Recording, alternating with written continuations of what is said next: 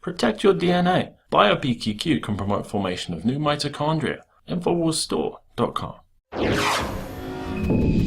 Today we're going to talk about Google leading the fight against the First Amendment. And I've had many people push back on this and say they're a private company. They can't be fighting back against the First Amendment. That's government that can censor. They can do whatever they want to as a private company. And yes, they can. But what we're going to show you in this news broadcast is how they have a private-public partnership for government control, for government censorship. And it's not just Infowars. We told you it's going to start with Infowars. It's going to go to other news sites, but it goes to your comments as well on any website that you go to. Here's an example. Get Daniel's story today. Google RoboTool flags conservative comments as toxic. This is a program called Perspective API, a machine learning model developed by Google. It's used by a lot of major corporations. They say, however, what it does is it scores comments as being toxic or not toxic, and it gives them a weight, a percentage weight as to how toxic these comments are. And as you can see from these screenshots here, something like a statement that says global warming is fake, the AI says, well, that's 39% toxic. Global warming is real, that's only 2% toxic.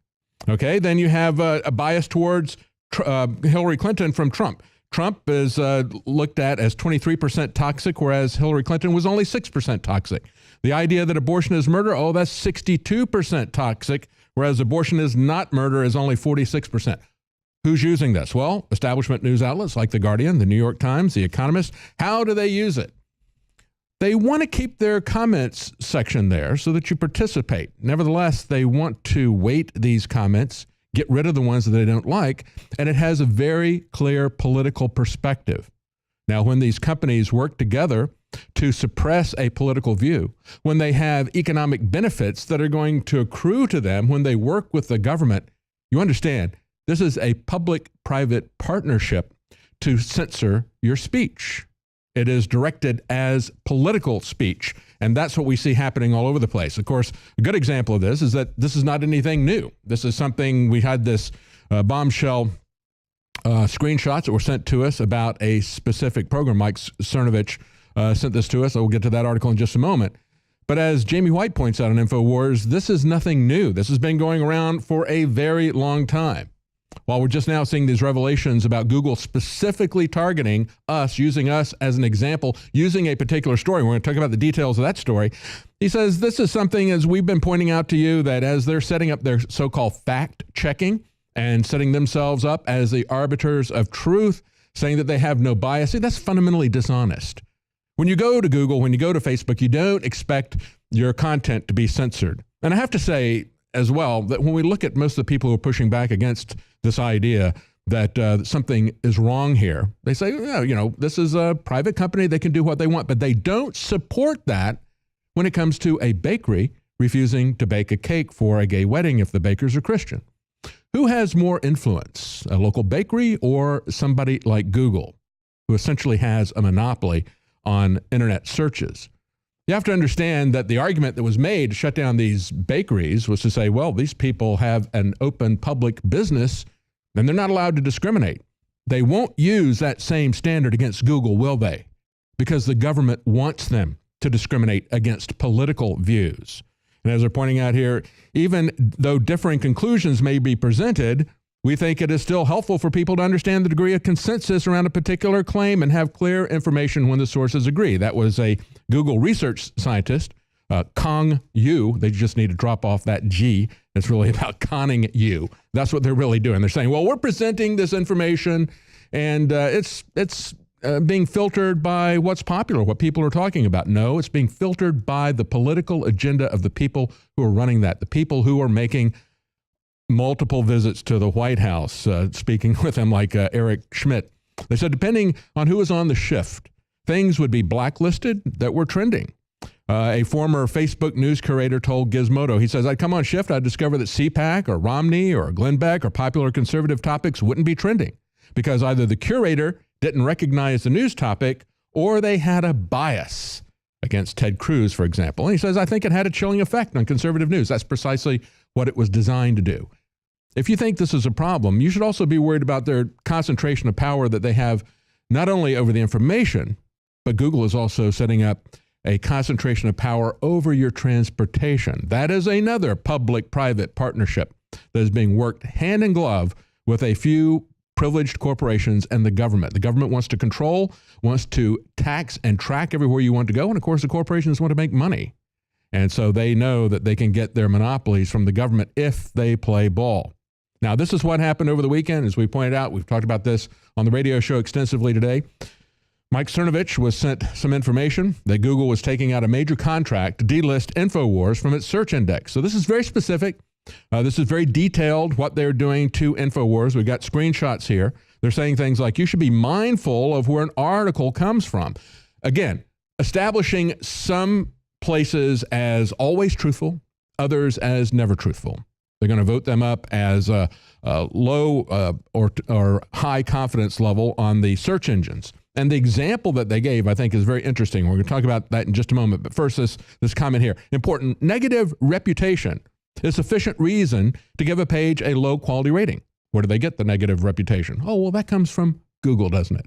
So they tell you whether it's true or not. They tell you whether the place has a negative reputation. And a good example of this is the article that they have about Assad saying this is a fake attack. They say, here's an article from CNN. And here's an article from Infowars. Now, the article from CNN is good because it quotes government sources. But the article from Infowars is not good because it doesn't just parrot government sources. It also looks to see what Assad is saying. It looks to see what Ron Paul is saying. Oh, so we must be going, as I say, against the grain, to say the least. You have to understand, if you think this is simply about their freedom to suppress certain information for a political agenda, you have to go back and understand Operation Mockingbird. Operation Mockingbird was put together by the CIA.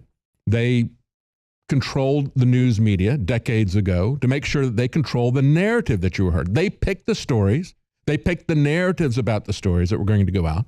They worked with those that were at the top who could decide which stories were going to be spiked at CBS, NBC, ABC, and which ones were going to come through. And then what they were going to tell you about those stories. That is precisely what they're trying to replicate with Google, with Facebook. Now, if we look at this article, again, this came out on Friday, the one about Assad, that was Don Salazar's article, U.S. fabricated chemical weapons attack. The videos could be staged.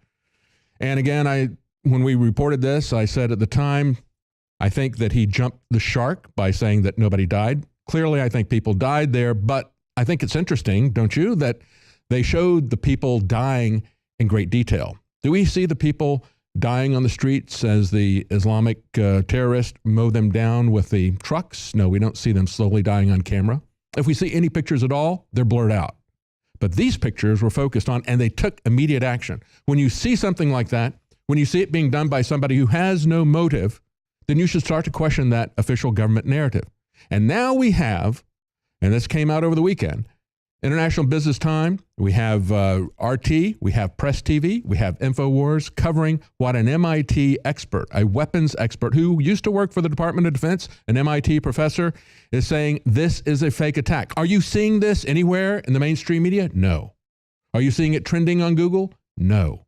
You will not see it trending there. Now, this individual is Theodore Apostle of MIT. He has worked in the past for the Department of Defense as a scientific advisor.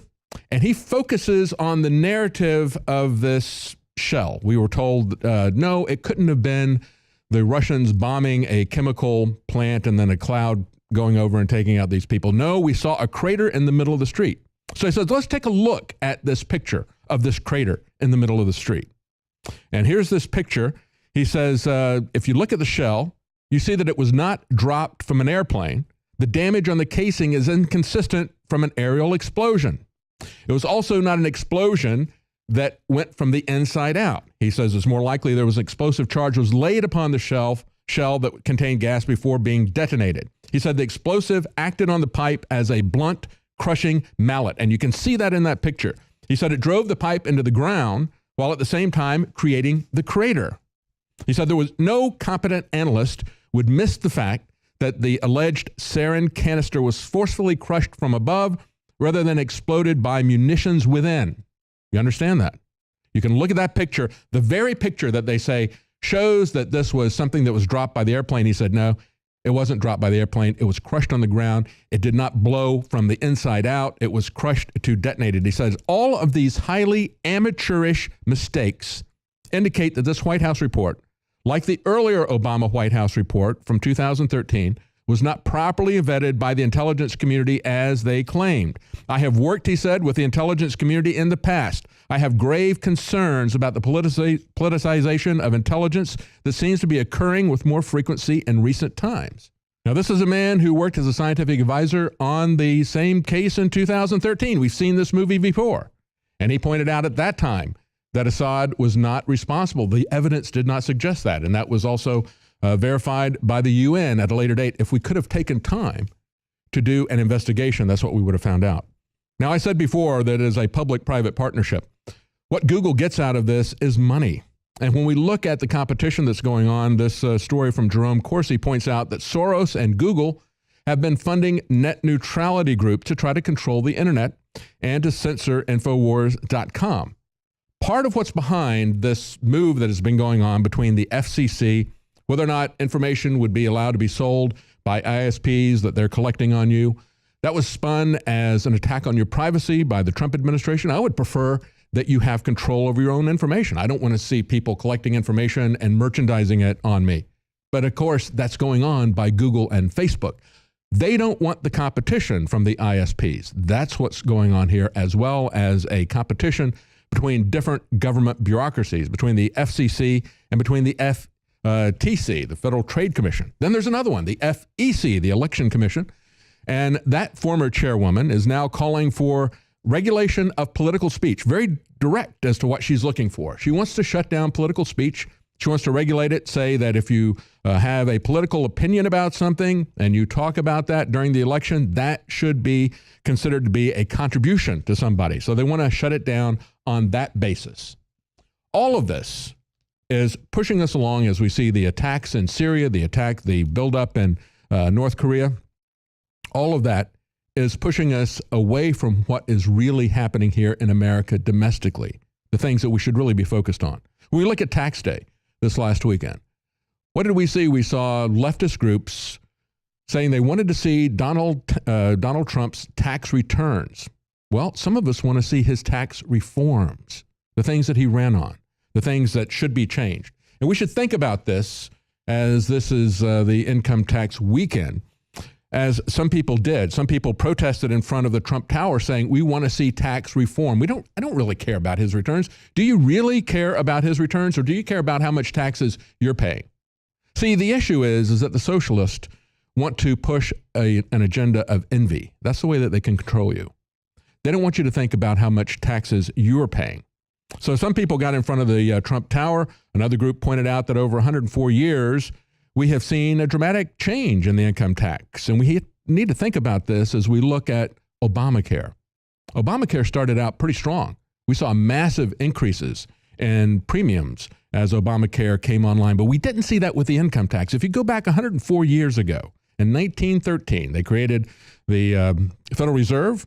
They created the income tax. They changed our tax system so that the taxes became internal instead of at the border as they previously had been. That was the bias prior to that. Then they made it about taxing Americans, completely inverting everything that Thomas Jefferson was proud of accomplishing in his first administration. He bragged, what internal, what labor or what mechanic knows the tax man? Nobody. We fund the government, and it was a constitutionally sized government. We fund it on import taxes. But in 1913, the bankers got control, and they created the income tax. At first, it was only the very, very wealthy.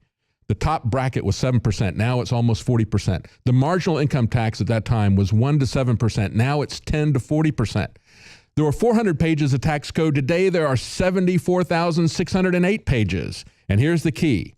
In 1913, if you adjust it for inflation, you would get a standard deduction for your family of $98,000. Now you get just over $12,000. And only 358,000 people paid it. That's how these programs grow. And 104 years ago, that's when that began. 81 years ago, under FDR, we had something called the Export-Import Bank. And back in 2015, it was not reauthorized. Why? Because we had a couple of vacancies on that board, and the Senate refused to fill them, so they didn't have a quorum. They couldn't meet. What is it that the Export-Import Bank does? Well, they give money to big corporations like Boeing and GE.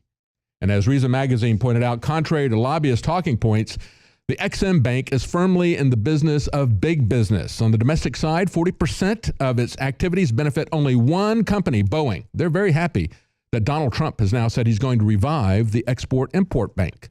Over 60% of the bank's financing aids only 10 giant companies like Caterpillar, Bechtel, and General Electric, who pays no taxes.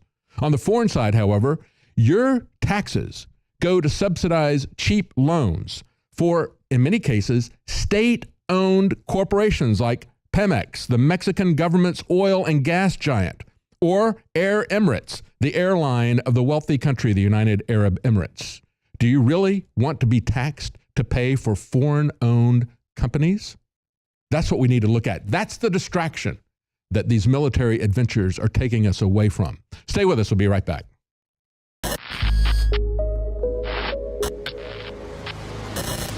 This is one of the biggest secrets out there. The missing link of why our ancestors, whether you were in Africa or ancient Albion, which is England today, why our ancestors were so much stronger. I mean, there are huge archaeological reports, all sorts of anthropology studies, you can look them up for yourself, that show that humans, just an average farmer of 10,000 years ago in England, was stronger than Olympic athletes today. In the final equation, everyone knows our modern society has lost its vitality. The sperm counts are down like 90%. People are falling apart. They're totally depressed. They're unhappy. What is going on? Every ancient culture was obsessed with what I'm about to reveal to you. Today we call it bone broth, and for thousands of years our ancestors enjoyed its benefits before it became lost to our modern diets of processed junk. That's why I'm so excited to announce the product that is undoubtedly the jewel in the crown of Infowars Life products. Caveman. We lost our vitality because we just ignored the ancient traditions. Everyone knew that you used all the parts of the animal. You used the skin to cover yourself or for shelter. You used the meat for sustenance, the fat for cooking, but you used the bones for strength. We are now introducing Caveman by InfoWarsLife.com, the ultimate in true paleo nutrition with bone broth, turmeric root, chaga mushroom, and 7 total primal superfoods in a single great tasting formula. The bone is so amazing. From the outside structure full of minerals and key cofactors to the marrow that produces the blood for the body. This is the engine of the life essence. I've made a lot of important points here, but this is the one you need to research for yourself because it's so key. High-quality bone broth helps support healthy muscles and connective tissue, while the active compounds in turmeric do battle on the cellular level and help fight free radicals. And collagen is essential to aid healthy tendons, ligaments, and muscle tissue. This is an absolute win-win. You get an amazing product produced right here in America. You support Infowars and all we're doing to promote freedom and the restoration of our republic and promotion of freedom worldwide. The journey towards better health and giving our bodies these amazing compounds that God created starts at InfoWarsLife.com. 3 years in the making, incredible research, and the very best ingredients. I'm Alex Jones, and I may not be a caveman, but compared to these trendies out there in the street, I'm as close as it gets. Join me at InfoWarsLife.com and get your caveman formula today.